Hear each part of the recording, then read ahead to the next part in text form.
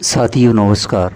मित्रों, इस अनुवाक में कहते हैं, पुत्र तुम माता में देव बुद्धि रखना, पिता में भी देव बुद्धि रखना, आचार्य में देव बुद्धि रखना तथा अतिथि में भी देव बुद्धि रखना।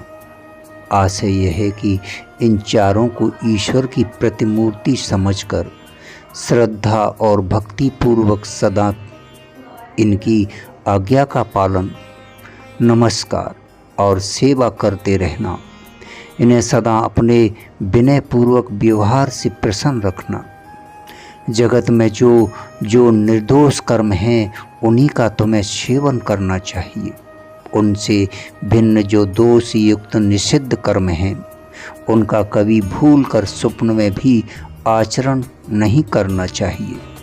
हमारे अपने गुरुजनों के आचार व्यवहार में भी जो उत्तम शास्त्र एवं शिष्ट पुरुषों द्वारा अनुमोदित आचरण है, जिनके विषय में किसी प्रकार की शंका को स्थान नहीं है, उन्हीं का तुम्हें अनुकरण करना चाहिए, उन्हीं का सेवन करना चाहिए। जिनके विषय में जरा सी भी शंका हो उनका अनुकरण कभी नहीं करना चाहिए।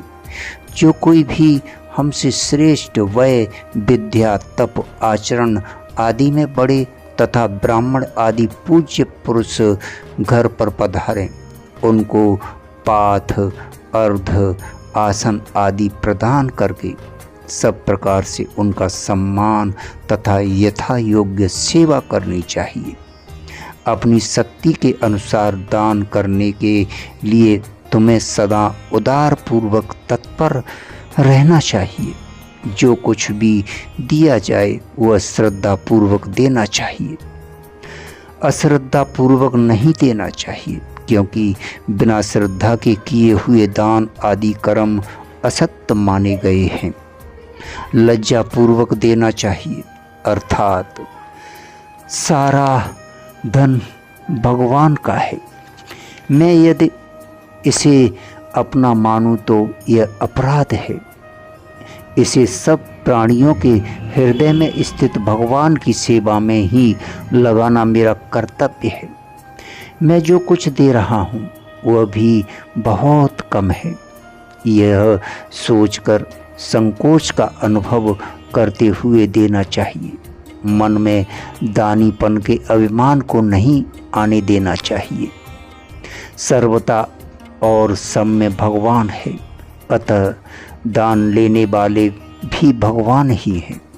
उनकी बड़ी कृपा है कि मेरा दिया हुआ स्वीकार कर रहे हैं।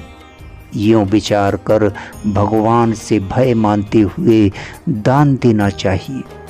हम किसका उपकार कर रहे हैं, ऐसी भावना मन में लाकर अभिमान या अभिनय नहीं प्रकट करना चाहिए, परंतु जो कुछ दिया जाए वह विवेक पूर्वक उसके परिणाम को समझकर निष्काम भाव से कर्तव्य समझकर देना चाहिए। इस प्रकार दिया हुआ दान ही भगवान की प्रीति का, कल्याण का साधन हो सकता है।